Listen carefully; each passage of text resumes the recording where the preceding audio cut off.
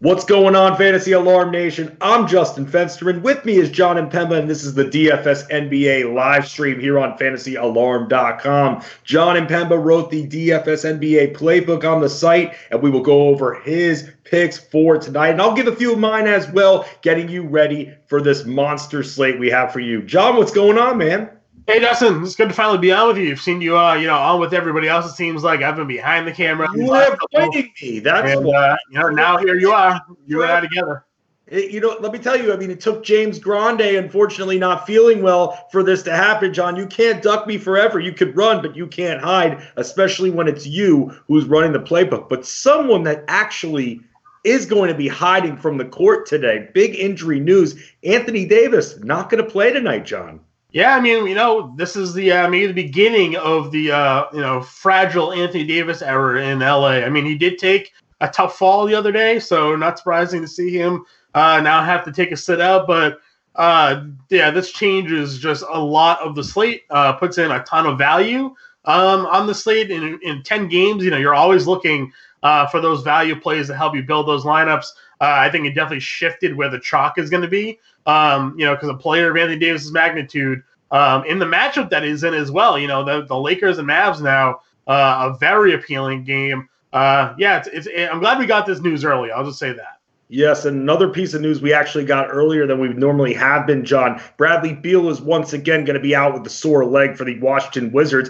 However, Davis Bertans will be back, but he'll be on a minutes restriction. So, Jon, when it comes to that, we've been looking at guys like Troy Brown Jr., Jordan McRae, Garrison Matthews is going to be out for a little bit. The Wizards just continue to lose midcourt players, even though other players who were injured are starting to come back. Yeah, exactly. Bertans is going to be interesting to see exactly how limited he's going to be. He was playing 38 minutes a night before the injury. Is limited now going to be 30? Is limited going to be 25, 20? I wish we had sort of like a cap number there. Because, yes, he does. He's a player that was a high usage player before the injury. I still think when he's on the floor tonight, they're going to definitely try to get him in the rhythm and shots. And who's that going to impact? Is it going to impact Jordan McRae? Is it going to impact an Ish Smith? Is it going to impact Troy Brown? So, it's going to be interesting to see exactly how he does come back, because this is another really good matchup we're looking at. Washington and Atlanta, you can definitely expect the points there. The other big injury on the night, and then we'll go over position by position which players we like for DFS tonight, is D'Angelo Russell is still going to be out, Jon, as well. So that's another bunch of shots that are going to be distributed among the other secondary Warriors options. Yeah, exactly. Alec Burks, he's going to be a guy that's going to take a lot of shots. Damian Lee, Glenn Robinson. It's a tough matchup for them. They're in, facing up against the Clippers, a strong defensive team there. They're 14.5-point underdogs. So, definitely losing a guy like D'Angelo Russell and his offensive upside. Probably the most not ideal for them, but there's still some value to take advantage of in that game. The late night hammer. Who doesn't like having exposure to the late night hammer? Sure. Clippers, Warriors. Let's talk about the point guards, Jon, because when Luka Doncic and Trae Young are both on the slate, they've always been guys that we want to build our core around. So when it comes to Doncic tonight and Trae Young, Doncic a little bit more expensive on both sites, a lot when you go through the DraftKings price differential. 12.6 for Doncic, and Young is actually 10.4, so over $2,000 price difference there. Who do you prefer? You have them both in the playbook, Jon. Who do you prefer between the two? Yeah, the thing is, now that Anthony Davis is out of that Lakers game, it makes me feel like this game's going to be a little bit more competitive than maybe it was going to be before. Luka already averaging almost, 60 fantasy points in the 3 games against the Lakers this season. We know his recent run, 61, 77, 74, and 52 fantasy points. The guy is going insane. It's a tough coin flip. I think, there's definitely enough value to go ahead and play Luka tonight if you want to get that exposure. But how do you look at that discount there, Trae Young, of almost $1,800 coming off an 80-point game? He's had 60 points and 50 fantasy point games, throughout the last 10, and now you're getting this matchup against the Wizards, who Ish Smith and Isaiah Thomas, terrible defensively. They have nobody that's going to defend Trae Young here. So I think I'm probably going to end up taking the discount on Trae Young, but I mean, no one's going to blame you if you end up having Luka in your lineups. No, not at all. Even in this matchup versus the Lakers, looking at some of the other point guards, John, that you recommend in the DFS playbook here on fantasyalarm.com, you've also got interesting options in Lonzo Ball and Markelle Fultz. Let's start with Lonzo Ball here because we have no Drew Holiday. You've seen the usage rate go up for him. He's played better, and he's against the Knicks. And for the last 2 decades now, we've been attacking and winning money off of the Knicks guards. Yeah, exactly. I mean, we're talking about, I wrote in the playbook, last game for Lonzo is actually considered a disappointment considering his recent play. And he still put up 30 fantasy points. So you're getting this game here against the Knicks. We like a lot. As you mentioned, no Drew Holiday. So I'm buying in here on Lonzo in this spot. He is a little bit more expensive, $7,300 over on DraftKings is definitely a price that we're not used to paying. A little bit more feasible, I think, on FanDuel at 64. Some of the other value options you have, you had mentioned Markelle Fultz, going up against Phoenix is also good. But then you have Ish Smith, a little bit of a price differential on FanDuel and DraftKings. That 4,900 is just too low. I'm going to be having that in a lot of my FanDuel lineups tonight. Well, I'm pretty sure the FanDuel algorithm just wasn't working on today's slate. If you look up and down the price point today, I mean, they just didn't really touch anybody. And if they did, it was minor adjustments. We'll get along the playbook, but there are guys who are still, in the 4Ks coming off games where they've gone, 7 or 8x upside on that price tag. DraftKings at the very least, made it a little bit tougher, a little bit more competitive. Again, they priced him up to 57. I still think he's a really good play. He's coming off a bad game, but they were on the road in Orlando. I just did not like that matchup. Orlando plays so slow. Now he's coming back home against an Atlanta team that struggles to defend a point guard spot. I think Ish is going to be very popular. I know you look at our playbook and you see the ownership percentages and they're kind of low. I'm not buying that. I think Ish is going to be a very popular option tonight on both sides. I have no problem paying that 57, but you're right. $4,900 on FanDuel. I mean, he's going to be one of the highest on plays, I think. Get that Ish in your lineup. Let's also mention Terry Rozier as well. When you look at Rozier and Devontae Graham, they both swap out between the position. They both can bring the ball up, and they both can play off the ball as well. Are you just fine with attacking Utah's guards overall, John? We've said it on live streams. I talked about it with Grande, especially. Utah's not the same team defensively as we're used to seeing for the better part of last decade. They're weaker now, and when you look at Terry Rozier, you're expecting big things tonight. Yeah, I mean, it's just recent play for him. I like guys kind of who you can ride on little hot streaks. It's possible we're getting Terry at the end of a hot streak. I mean, going into Utah is not an easy spot for a lot of teams. So we'll have to see what he can come out of. But you're right. I mean, Utah defensively hasn't been too great. He's on a roll right now, averaging 25 actual points over his last 5 games. So, I mean, 40 fantasy points, shooting 43% from 3. This is the Terry Rozier they were hoping they were getting to replace Kemba Walker. So, again, price tag, mid 6K range. I think he's just sort of a pivot option for me. He's not a core lineup build, but I mean, a guy that's giving you 40 fantasy points at, $6,600, there's value there. Let's look at the shooting guard spot. And John, this is where I think it's going to be very, very difficult to decide because you've got a lot of good options. I mean, you've got Devin Booker, you've got DeMar DeRozan, both in smash spots tonight. And then you even have Lou Williams, who, even though Patrick Beverley is playing, Lou Williams against the Warriors' second unit, it's just too good, especially still like that value on FanDuel. Generous price point for him. But I think if I'm looking at Booker, who's very expensive, but he's been on quite a tear scoring, so has DeRozan as well. And you could get him for a lot cheaper. I may have to attack Memphis over attacking Orlando because of the price point in this situation, John. You could tell me if you think differently, but I'm prioritizing DeRozan over Booker. You have them both in the playbook tonight. Yeah, I mean, I would definitely, as I've built my lineups, I'd have more DeRozan in there in this mod against Memphis because you're right. Recent performance. He's a guy that he's averaging 37 DraftKings points, and they only have him priced at 7K or 7,200 rather. So if you're just looking at 5x value, which we're always looking to return, like he's averaging more than the 5x value that he would give you tonight on the year. And this is a spot where he's really had good success up against his Memphis team. So I definitely have more DeRozan than Booker. But we do like their attack Evan Fournier. He's got the second highest defensive rating on Orlando and highest in terms of poor defensive rating. So it's a spot to attack at shooting guard.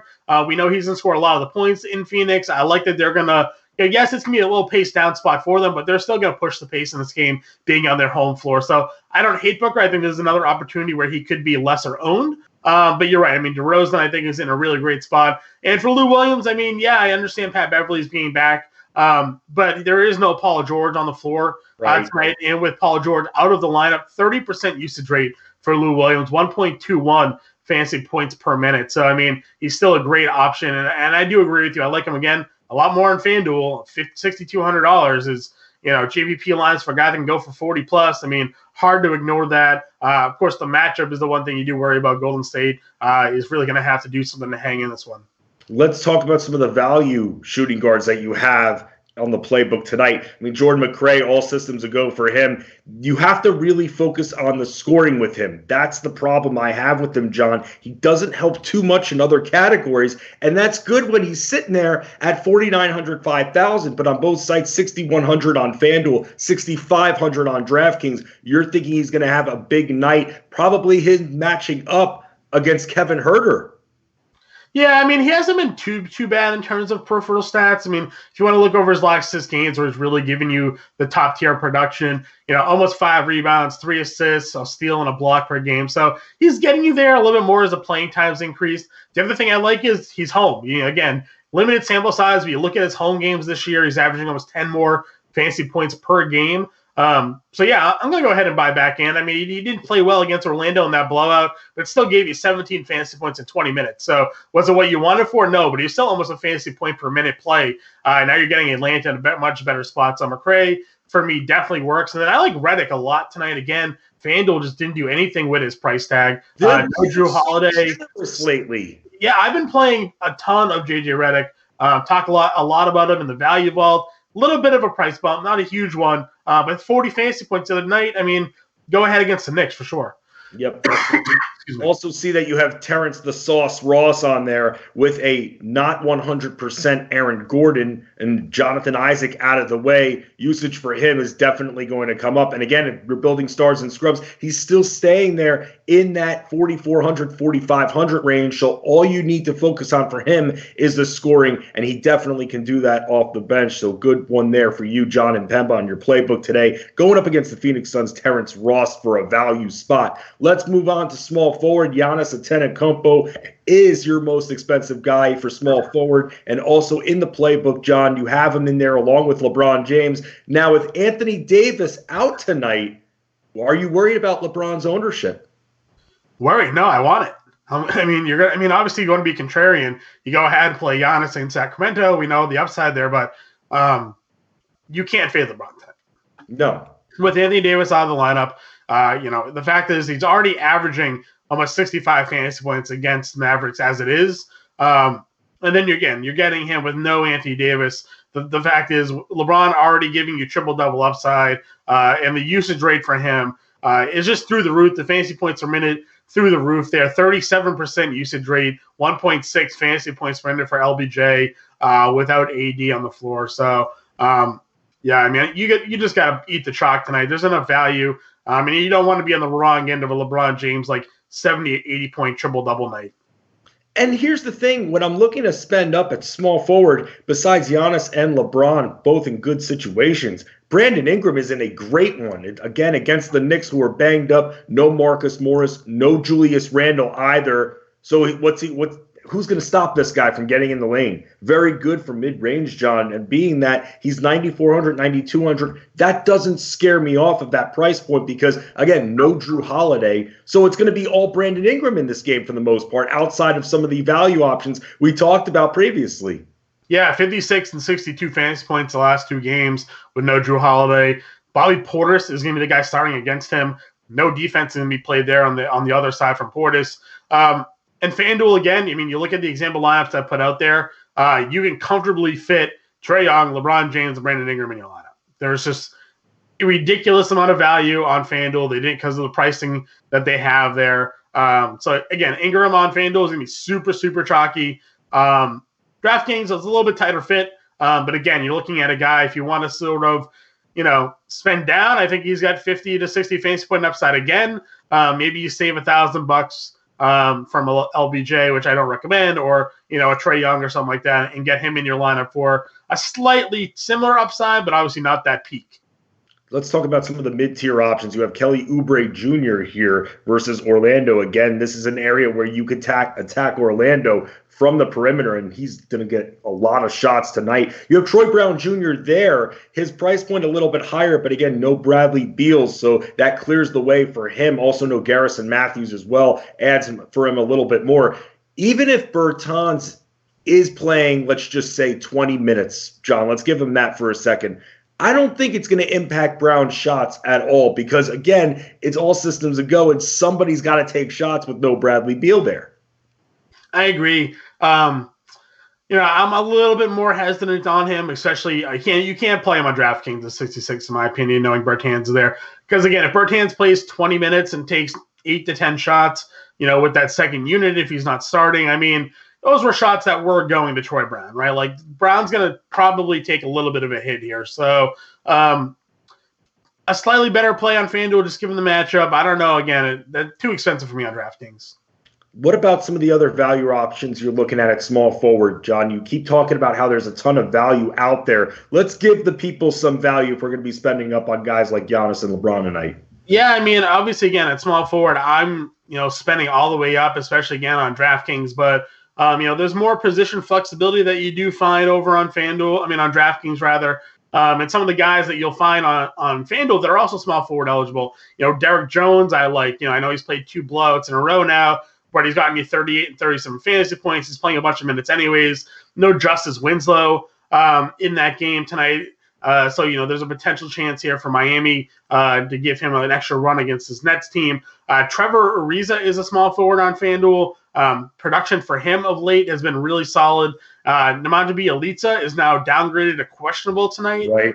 Which could increase minutes for Ariza, say a power forward spot, or just that front court rotation in general, because Bagley is also questionable. So you take out those 2 guys. I mean, Ariza's played 30 minutes in 3 straight. $4,700. Ariza not in the playbook, but again, just given the recent news, somebody that's worth paying attention to. Harrison Barnes sort of in that same grouping. And then if you look at the example lineups, I threw in guys like Glenn Robinson. He's $4,100 on FanDuel. Again, if you're looking for some value plays, 20 fantasy points in 3 of the last 5. So there's definitely some value at small forward. But on FanDuel, it just makes too much sense to spend all the way up and get that upside. Let's move on to power forwards. Kawhi Leonard with Paul George injured at 9,400 on FanDuel, 9,900 on DraftKings. But then here's an interesting one you have in there. Very controversial one. Great matchup, but Domantas Sabonis is damaged goods going into tonight, John. So I'm going to ask you, because we know Kawhi Leonard is a great play, so we don't have to spend too much time on that. Going up against the Warriors, he'll be all right. Domantas Sabonis, though, if he is out, would you pivot over to a TJ Warren? If Sabonis is out, I'd actually rather play Miles Turner if I had to pick. I know Warren obviously has some of that shooting, scoring upside, but if you look at the breakdown with Sabonis off the floor, the leader in usage and fantasy points per minute is actually Miles Turner. And the Bulls against centers this year, one of the worst in the league. I know Carter is not playing tonight. They're going with Gafford, but who knows exactly how long he's going to be on the floor. Could be Market and Thad. Thad Young, obviously a better defender, but still, I think it's a great spot. And Sabonis was limited the other day, they were saying, and they played and put up 50. So, it's one of those like, oh, he's hurt, but he's still good enough to dominate. So if he's active, I'll trust he's healthy and you can play him. You have John Collins in there as well. Very good matchup tonight against Washington. Although I'll say this, whenever I go against the Wizards from the power forwards, at least as of late, John, underwhelming. I think about Jason Tatum and Aaron Gordon, the last couple of power forwards to face the Wizards. From the scoring front, they'll be fine. However, rebounding, we're hoping that John Collins, with that 8,300 price point, 8,500 on DraftKings, hoping that John Collins can get in the double figures in rebounding. But just don't be surprised if he doesn't.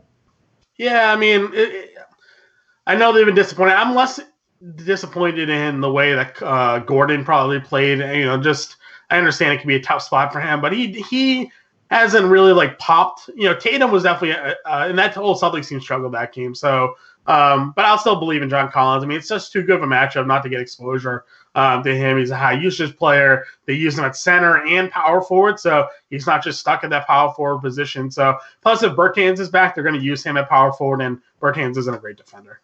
Bam Adebayo in a great matchup. Brooklyn centers are so easy to attack. And I know FanDuel has this guy as a power forward, but still he's going up against Jared Allen, DeAndre Jordan. It's just too easy. It's almost free money. Bam Adebayo is an excellent play. I know the price point is high, but still, especially with Justice Winslow now out after the setback because his back is once again injured, it's going to be more dumps in the post to Bam Adebayo. So I really do like him. Very good play, very high price point. Like him going up against Brooklyn. I'll start almost any center against Brooklyn. But then you have actually both sides of a matchup on this, John. You have LaMarcus Aldridge and Jaren Jackson Jr. So I'm going to ask you right now, with the price points being similar for both players on both sites, who do you prefer between Aldridge and Jaren Jackson Jr.? Yeah, I mean, we just saw a huge ceiling game out of Aldridge, in this matchup recently. I like them both. I'm really having a hard time deciding. I think it's more of a price point play. If I had the salary, I think I trust Aldridge a little bit more. But if I have, $7,100 and not $7,400, then I'm perfectly okay with Jackson because he's also had success in this matchup. He's very athletic. What I like about him is the fouls have been down. He's been a guy that foul trouble has always kind of been a hindrance to him. So if he's healthy on the floor and staying out of foul trouble, this is a good spot for him against his San Antonio front court. And San Antonio doesn't really play as good defense as they had in the past. So it's really hard for me to decide. I have both in lineups today. It's really, truly one of those, coin flip situations for me. You have some interesting value options, John. You have Kyle Kuzma in there, who on FanDuel 4,400, fine. But 5,300, I'm going to need this guy to grab some boards. Can't even grab 4 a game on average. And I know he's had some games recently where he put up 5 or 6. The opportunity will be there. No Porzingis in this game either. So that clears things up just a little bit. Yeah. But still with Kyle Kuzma, are you okay with him at 5,300? Yeah, I think he's going to be one of the highest owned plays of the day. It's just a reactionary thing too. Like once people find out Anthony Davis is out, Kuzma just becomes the guy. Secondary scoring option for them. The one game in which he started when AD sat out earlier this year, he scored 22 actual points over 30 minutes, gave you 30 plus fantasy points. So the price tag on FanDuel 4,400 lock and load. DraftKings even at 5,300. I mean, he only needs to get you 26 fantasy points. I mean, that's doable in this spot for him. He's going to get fed. He's going to get his shots up, and it's a really good matchup. So hard to ignore Kyle Kuzma. I think he's going to be everybody's power forward utility in DraftKings, and definitely your power forward on FanDuel. You put Bertans in the playbook, John, which I'm a little weary about because when I see minutes restriction, if I don't get an exact total, then I start to wonder, well, could it be 15 minutes? Could it be 20? Could it be 25? We were talking about it a little bit before. But for 5,900, I'm going to need Davis Bertans, especially if they're going to need him playing the 3 or the 4, where he's going to be hanging there at the arc, really dependent on those 3-pointers going in. John, I don't know if I can pay 5,900 for this guy. It's one thing on FanDuel, 5,100, fine. But minutes restriction, that could mean 15 to 18 minutes. And if he's chilling there on the arc the entire time, I don't like that. That's going to out of rebounding. I mean, in the playbook and the analysis, I did say at the time I don't see any news about a minutes restriction, which is why I put him in there, because if there was going to be a restriction, I had full confidence in playing him on FanDuel at 5,100. Again, I felt like maybe the DraftKings price was a little bit too steep on his first game back. He's probably a void for me at this point because he's going to be limited unless we find out now, heading into lock that the cap is 25 or something like that. So probably an option to fade now. I would actually rather, at a similar price point, I'd rather actually pivot to Thad Young. I know he's not starting, but even not starting recently, he's still coming off the bench and playing a lot of minutes. I know he started the other day and played 30 or so, but the 2 games prior came off the bench and had success. So I actually don't mind Thad over Bertans tonight in the spot against the Pacers. I mean, the Bulls don't have so I like that. Yeah, the Bulls don't have a lot of options, and Daniel Gafford, while he's starting, we don't know how long he's going to be expected to play tonight. Something with the Knicks where he starts but plays 10 minutes. Like Gafford could play 15 and Thad plays 28. So I think, again, I didn't make the adjustment in the playbook, but, I'm pretty comfortable, I think, using Thad over Bertans at this point, unless we find out again, Bertans' minutes cap is around 25. Right. Thad Young has a higher floor with Wendell Carter Jr. injured. Let's move on to the final position, the centers. And, John, I know we got Vucevic in a good spot. DeAndre Ayton is a horrible defender. But Rudy Gobert, come on. You talk about high-owned players. Everybody should have this guy in their lineups tonight. I know it's exciting with Vucevic there as well, but Rudy Gobert, it's almost insulting that he's not 9,000 by these sites going into this matchup. It's Charlotte. It's Cody Zeller. He's dominated them before. You're talking about a guy that could get 15 and 15 easily in this matchup. That's what I see with Rudy Gobert. How do I not start him and pay for anybody else? Well, I think the thing is a lot of people are going to go value tonight because of, again, the spend ups that they're on the slate at the high ceilings. I agree with you. Probably any other slate, Gobert versus Charlotte, there's going to be 25+% ownership on him. I don't think he's going to be that highly owned. I mean, again, we're talking about, the fact that Anthony Davis is ruled out. People are going to probably look to spend Dwight Howard. He's had a lot of success with AD off the floor, and you're getting Howard at like a $4,000 discount. There's other value plays such as Bobby Porter's at center on FanDuel, power forward center on DraftKings. He started the other day, put up 40 fantasy points. He's starting again tonight. So people are going to be looking to spend down. I think Porter's 4,400 on FanDuel much more appealing than the 6,400 on DraftKings. But what a difference! Yeah, I mean, right, 30% to 10%. So I mean, there's definitely, I think, people are going to be looking to spend down at center. So you could get a Gobert go for 60 tonight or 50 like you did earlier against Charlotte at no ownership. So I love the spend ups. I just don't think anybody's going to go there on the slate, just given the way most roster construction is going to be tonight.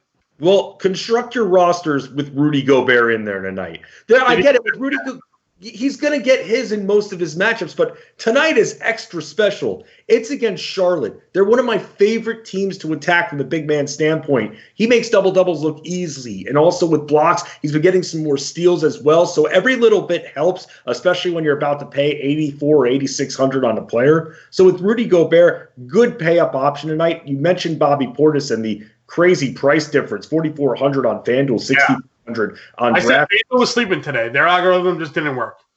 You know what? I've noticed this, John. I'm going to tell you this again, that FanDuel's price points, maybe in the last week or 2 weeks, they've been a lot more generous overall. I mean, when I'm doing starting five videos, they're a lot more expensive DraftKings prices now than FanDuel, I'm noticing, with some of, let's just say, the more popular players going into a slate.